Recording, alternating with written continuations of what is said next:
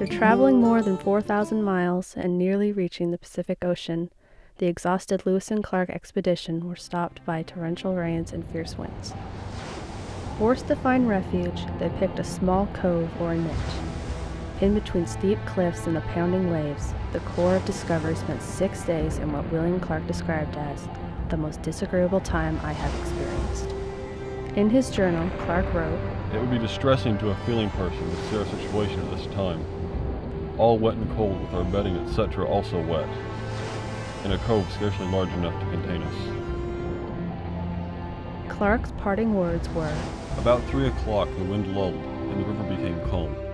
I had the canoes loaded in great haste and set out from this dismal niche where we have been confined for 6 days past. From then on, the stopping point along Lewis and Clark's historical journey would be known as Dismal Nitch. Today, Dismal Nitch is commemorated at a rest area along a busy highway. Tourists can read an interpretive sign about Lewis and Clark's time at Dismal Nitch. However, the actual location is now believed to be about a half-mile upriver, visible from the rest area. Jim Sayce explores the shoreline, searching for the real Dismal Nitch. Using the physical descriptions of the land from Clark's journal, he tries to match them to what he sees today. So then I got to asking myself the question, so it was terrible weather. Is there terrible weather here? And I came down here in the worst possible storm you could possibly believe. And I stood at the base of the cliff and heard the small stones falling down and watched the waves crash against the rocks, knowing that this isn't an exposed point. It's a brutal place to be in horrible weather. And then after that, I started asking myself other questions. Where is the small holler? Where is the small, tiny little valley or miniature canyon? And so I walked up the drainage of the creek, and lo and behold, I found a small holler.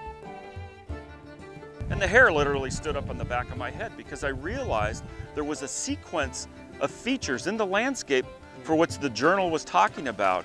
And that is what really gets me excited, is understanding the physical nature of place that the expedition went through and feeling that on the ground, and it made perfect sense to me. Jim searches for other physical traces of the expedition.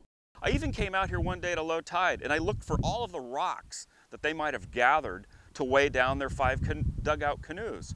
I figured, well, the rocks could still be around. They were immense parcels of stones. Why wouldn't they be around 200 years later, stacked up in linear shapes along the shoreline? And I'm still looking for those because I suspect they might be here.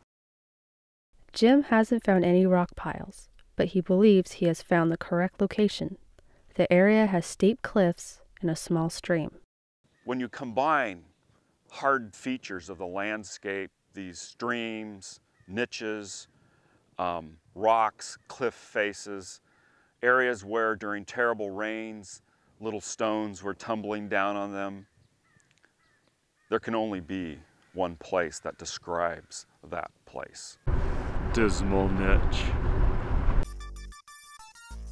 To understand the river from a Chinook's point of view, or to understand the river from the Lewis and Clark expedition, you have to get on the water.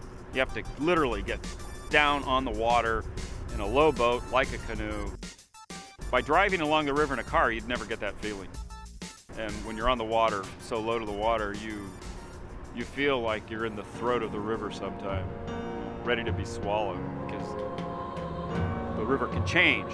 Tides, wind, it can present you with horrifically dangerous situations in just a matter of minutes. The area Jim believes is the real Dismal Nitch is a close fit with the descriptions in the journal, but the land along the shore has changed radically in the past 200 years. The faces of the cliffs described in the journals were blasted away to make room for Highway 401, and much of Dismal Nitch has been filled in. For the general public, knowing the basic area is fine.